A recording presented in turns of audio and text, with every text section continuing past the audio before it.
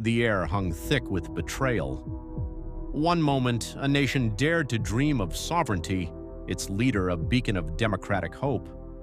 The next, that dream lay shattered, crushed under the weight of foreign intervention. This wasn't merely a political upheaval, it was an amputation, a violent severing of a people's chosen path.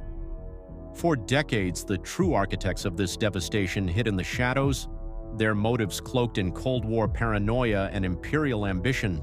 Imagine a democratically elected prime minister, adored by his people, brought down not by internal dissent, but by a meticulously orchestrated plot hatched thousands of miles away. His crime, daring to reclaim his country's most precious resource from foreign hands. This single event, swift and brutal, didn't just change Iran's trajectory, it ignited a simmering resentment that would explode decades later, reshaping the geopolitical landscape in ways no one could have predicted. This is the story of the 1953 Iranian coup, a clandestine operation born of fear and greed, executed with cunning and ruthlessness. A story where oil, power, and the specter of communism intertwined to seal the fate of a nation, leaving behind a legacy of mistrust and instability. We peel back the layers of deception to reveal the untold truths of how two Western powers conspired to overthrow a legitimate government, forever altering the course of history. To understand the thunderclap of 1953, we must first journey back to the turn of the 20th century. Iran, then Persia, was an ancient land caught between powerful empires. In 1908, a discovery beneath its sun-baked earth would forever alter its destiny: oil. The British, quick to seize the opportunity, formed the Anglo-Persian Oil Company, later AIOC, securing a deal that was spectacularly unfair to Iran. Vast profits flowed into British coffers, while Iran received a pittance, its sovereignty compromised. By the mid-20th century, a wave of nationalism swept across the globe, and Iran was no exception. Its people yearned for true independence, for control over their own resources. This sentiment found its voice in Dr. Mohammad Mossadegh, a charismatic and fiercely independent statesman. Elected prime minister in 1951, Mossadegh was a man of the people, committed to parliamentary democracy and, crucially, to nationalizing Iran's oil industry.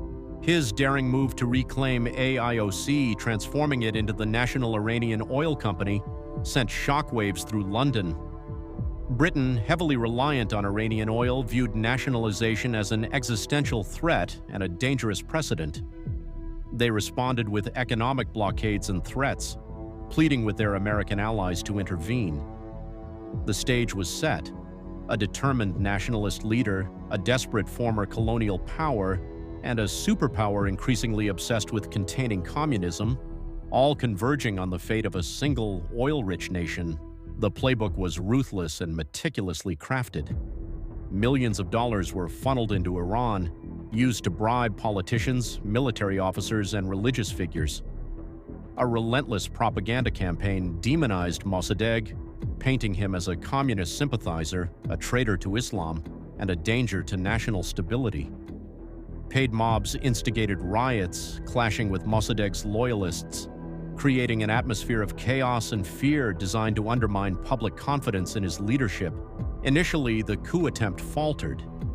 The Shah, hesitant and fearful, fled to Rome when his first decree attempting to dismiss Mossadegh backfired. But Roosevelt and his agents refused to give up. They redoubled their efforts, pushing the military further, creating enough disorder to convince the wavering Shah to return. On August 19, 1953, with streets erupting in orchestrated violence and key military units turning against him, Mossadegh's government collapsed. He was arrested, his dream of a truly independent Iran extinguished. The immediate aftermath of Operation Ajax was exactly what the Anglo-American architects desired. Mohammad Reza Pahlavi returned to power, consolidating his authority with unwavering support from the West. Mossadegh was imprisoned, spending the rest of his life under house arrest, a stark symbol of democratic aspirations crushed. The oil industry was renationalized, but under a new consortium that still heavily favored Western interests, ensuring the flow of cheap oil to global markets. But the triumph was superficial. Beneath the surface, the coup sowed deep seeds of resentment. Iranians, once proud of their burgeoning democracy, felt betrayed by their own military and by the foreign powers who had orchestrated their leader's downfall. The Shah's increasingly autocratic rule, perceived as a puppet regime of the West, fueled growing anti-American and anti-British sentiment. This simmering anger would fester for decades, finding its ultimate explosive expression in the 1979 Iranian Revolution. It took over half a century for the truth to fully emerge. Declassified documents from the CIA and MI6 eventually laid bare the extent of their involvement, confirming what many Iranians had suspected all along. This admission of culpability, while late, underscored the profound and lasting damage inflicted. The 1953 coup remains a stark warning about the long-term consequences of foreign intervention, a historical wound that continues to shape Iran's relationship with the West and casts a long shadow over modern geopolitics. The 1953 Iranian coup is more than just a chapter in history, it's a living lesson. It demonstrates how the pursuit of resources and geopolitical advantage can dismantle democracy, ignite long-term grievances, and set a nation on an entirely different, often darker path. The echoes of that fateful summer day still reverberate, shaping allegiances and enmities even today. What do you think about the choices made that day and their impact on the world we live in now? Let us know in the comments below. If you found this journey into history compelling, please like this video, share it, and subscribe for more deep dives into the events that shaped our world.